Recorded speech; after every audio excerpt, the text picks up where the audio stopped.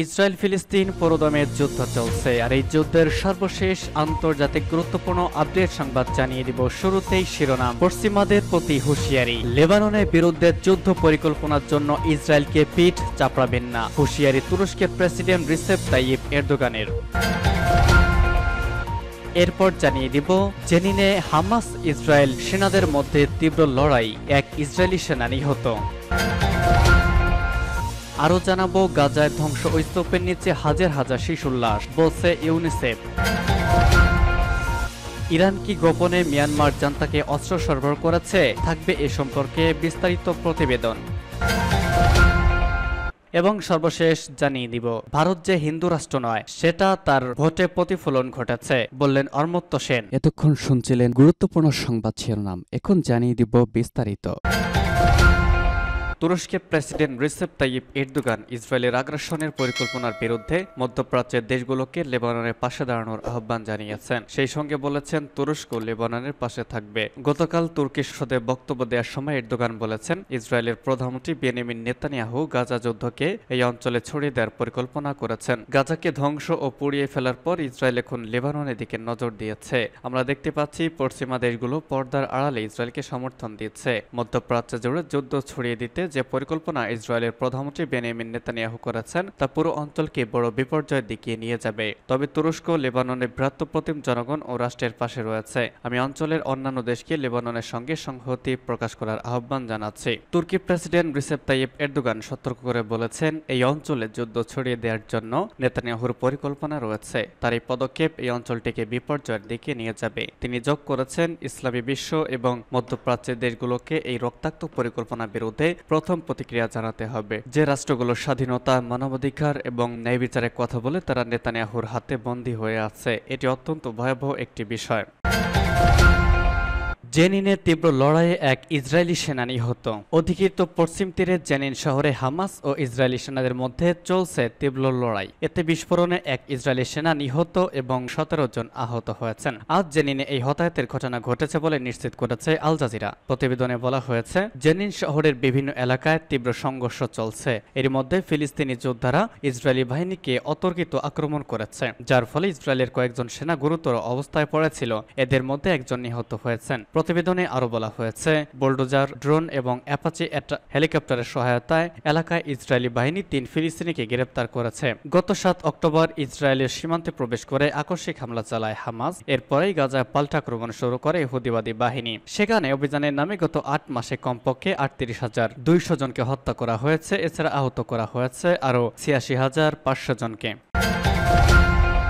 গাজায় ধ্বংস স্তূপের নিচে হাজার হাজার শিশুর লাশ, বলছে ইউনিসেফ। ফিলিস্তিনের অবরুদ্ধ গাজা ভূখণ্ডে ধ্বংস স্তূপের নিচে হাজার হাজার নিখোঁজ শিশুর লাশ রয়েছে বলে মন্তব্য করেছে জাতিসংঘের শিশু নিরাপত্তা ও অধিকার বিষয়ক সংস্থা ইউনিসেফ। টানা 8 মাসেরও বেশি সময় ধরে ইসরায়েল এই ভূখণ্ডে আগ্রাসন চালাচ্ছে। নিরলস ও বর্বর এই আগ্রাসনে গাজা ইতিমধ্যেই প্রায় 38,000 মানুষ প্রাণ হারিয়েছেন। আজ এই তথ্য জানিয়েছে সংবাদ মাধ্যম আল জাজিরা। সংবাদ মাধ্যমটি বলছে, গাজায় হাজার হাজার নিখোঁজ শিশুর লাশ ধ্বংস স্তূপের নিচে চাপা পড়ে আছে বলে ইউনিসেফের ডেপুটি এক্সিকিউটিভ ডিরেক্টর টেড চাইবান জাতিসংঘ নিরাপত্তা পরিষদকে জানিয়েছেন। সশস্ত্র সংঘাতে শিশুদের বিরুদ্ধে সহিংসতা ও অধিকার লঙ্ঘনের বিষয়ে জাতিসংঘ প্রধানের সাম্প্রতিক প্রতিবেদনের ওপর জাতিসংঘ নিরাপত্তা পরিষদের বিশেষ সভায় বক্তৃতা করার সময় টেড চাইবান একথা বলেছেন। তিনি বলেন, 2023 সালের 4,312 ফিলিস্তিনি এবং 70 জন ইসরায়েলি শিশু নিহত হয়েছে বা পঙ্গু হয়েছে বলে নিশ্চিত হওয়া গেছে, যা প্রতিবেদনে অন্তর্ভুক্ত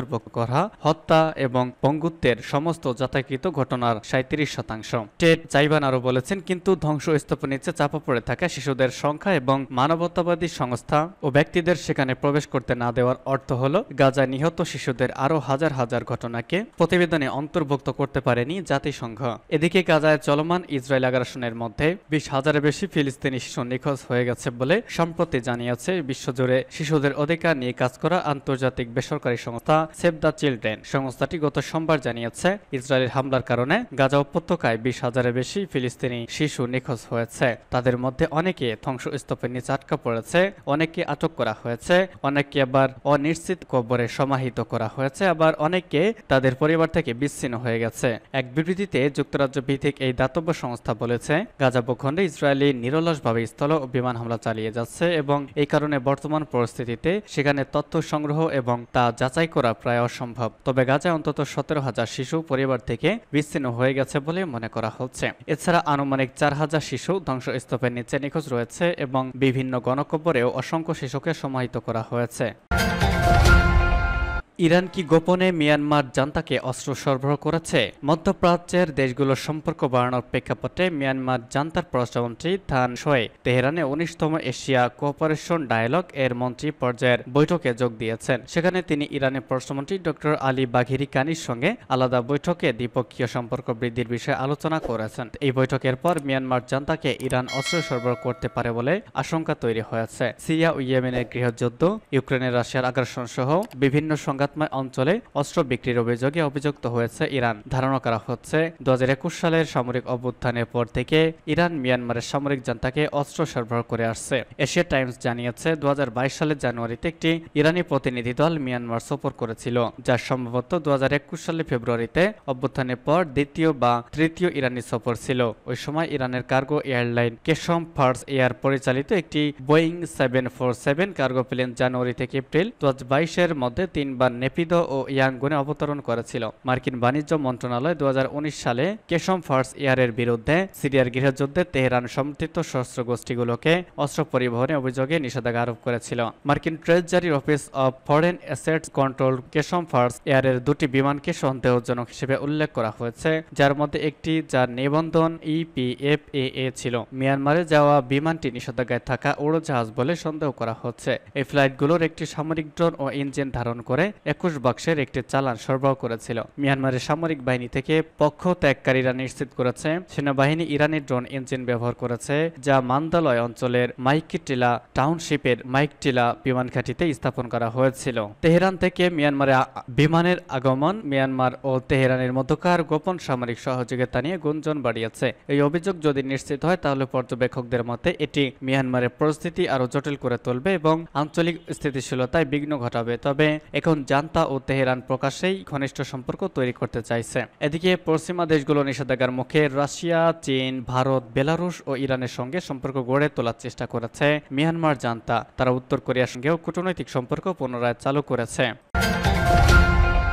এবং সর্বশেষ জানিয়ে দিব, ভারত যে হিন্দু রাষ্ট্র নয়, ভোটের তার প্রতিফলন ঘটেছে, বললেন অমর্ত্য সেন। নোবেল বিজয়ী অর্থনীতিবিদ অমর্ত্য সেন বলেছেন, ভারত যে হিন্দু রাষ্ট্র নয়, সম্প্রতি অনুষ্ঠিত লোকসভা ভোটে ফলাফলে তার প্রতিফলন ঘটেছে। যুক্তরাষ্ট্র থেকে কলকাতায় ফিরে তিনি এই মন্তব্য করেছেন। অমর্ত্য সেন বিনা বিচারে কারাবন্দী রাখা নিয়েও ভারতের কেন্দ্রে ক্ষমতাসীন বিজেপি সরকারের সমালোচনা করেছেন। খবর দা হিন্দু অনলাইনের। কলকাতার নেতাজি সুভাষচন্দ্র বসু আন্তর্জাতিক বিমানবন্দরে অমর্ত্য সেন রাম মন্দির নিয়েও কথা বলেছেন। তিনি বলেছেন, অনেক খরচ করে বড় মন্দির বানিয়েছে যাতে ভারতকে হিন্দু রাষ্ট্র হিসেবে দেখা যায়, কিন্তু মহাত্মা গান্ধী, রবীন্দ্রনাথ ঠাকুর, সুভাষচন্দ্র বসু দেশ এটা হওয়ার নয়। ভারতে ধনী গরিবের বৈষম্য বেড়ে যাওয়া নিয়ে বিজেপি সরকারের সমালোচনা করেছেন এই অর্থনীতিবিদ। তিনি বলেছেন, ধনী গরিবের মধ্যে ব্যবধান বড় হচ্ছে, যা বন্ধ করতে হবে। অমর্ত্য সরকারের আমলে বিনা বিচারে জেলে রাখারও অভিযোগ তুলেছেন। এর জন্য তিনি কংগ্রেসকেও দোষ দিয়েছেন। তিনি বলেছেন, আমি যখন ছোট ছিলাম আমার চাচাতো ভাইদের অনেকে জেলে ছিলেন। আমাদের আশা ছিল ভারত স্বাধীন বলে